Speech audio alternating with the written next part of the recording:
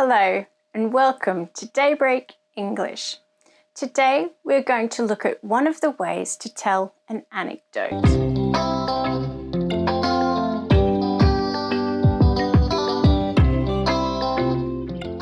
Hi, my name's Dawn. How are you today? I hope you're well and ready for some listening practice. So, what's an anecdote? An anecdote is a short, amusing, or interesting story about a real incident or person. So, something that really happened in the past to yourself or someone else. It sounds a bit strange, but we can use the present tense, especially present simple, to tell a story about the past. Think of it like this. You are taking yourself and your listener right back there into the action as it happened at the time. This is very common among native English speakers. It is possible to tell a story in the past tense, of course. It's probably the most natural way, but it's not as dramatic. I'm going to demonstrate this by telling you a short story or anecdote. But first, a little vocabulary. You may know these terms, and that's great, but I just want to make sure. Our first word is this. Do you know what word we use for a piece of land that juts out into the ocean? In English, we call it a peninsula. In the Romance languages, I think it's a similar word. The next word is a large bird found at the seaside. It has a big bill like this. Oh, there's a picture of one now. Do you know what it's called? That's right, a pelican. On a big road like a motorway or freeway, what do we call the lines of traffic? Each one is called a lane. Two lanes going in one direction are called double lanes, and one lane by itself is called a single lane. Sometimes there is just one lane going in either direction. Speaking of traffic, when you are in very heavy traffic that goes very slowly and then keeps stopping, then going, we call this stop-start traffic. It's not a very imaginative term. Just two more. If I have something sticky or greasy and rub it all around and make a mess, a verb we could use to describe this action is to smear. For example, my child smeared his dinner all over his face. And the last one, to look with difficulty or concentration at something or someone. A verb we can use to describe this is to peer. You might see a nosy neighbour peering out the window. Or someone who doesn't have their glasses on might peer as they read. Okay, great. That's the vocabulary. Now for the story. I will tell it once, then ask one question, then tell it again, and ask more detailed questions.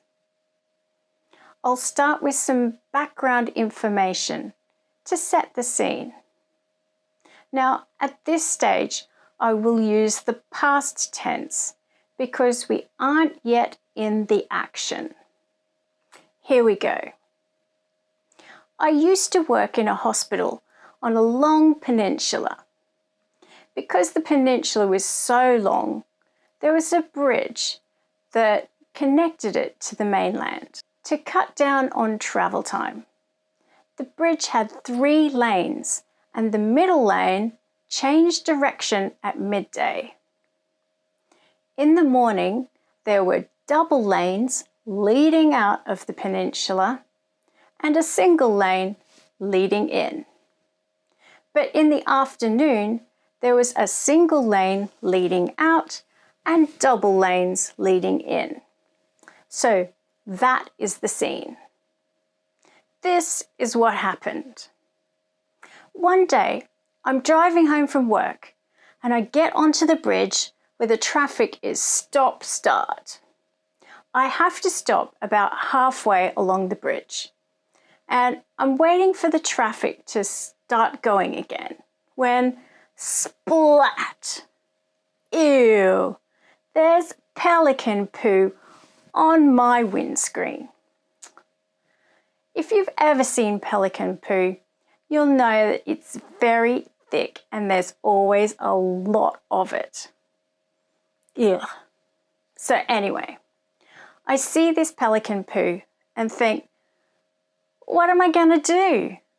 So I turn on the windscreen wipers. Big mistake.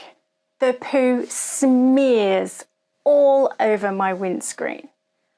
I think, what am I going to do now? The traffic is moving again. I'm in a single lane on a bridge. The people behind me are honking their horns and I just have to keep going.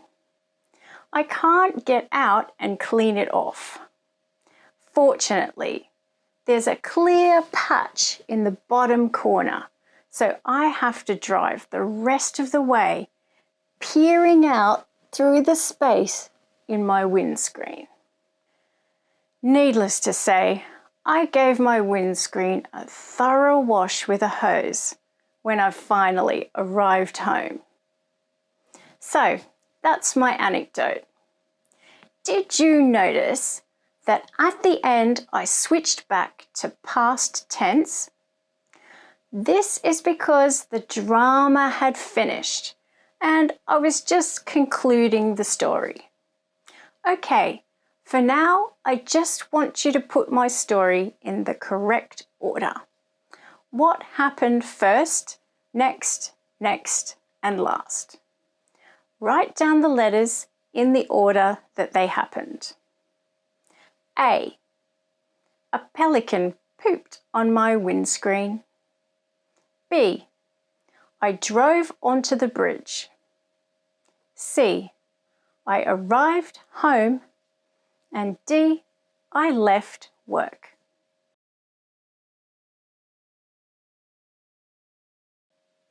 Okay, have you got it? The answer is D, I left work. B, I drove onto the bridge.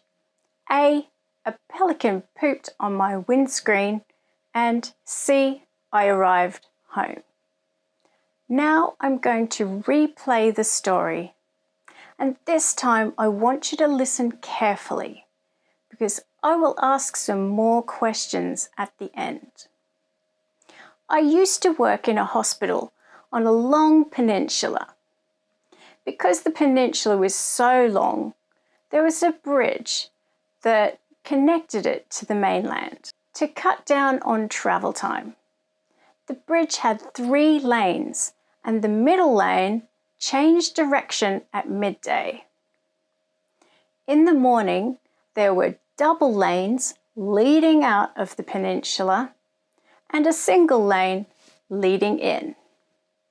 But in the afternoon, there was a single lane leading out and double lanes leading in. So that is the scene. This is what happened.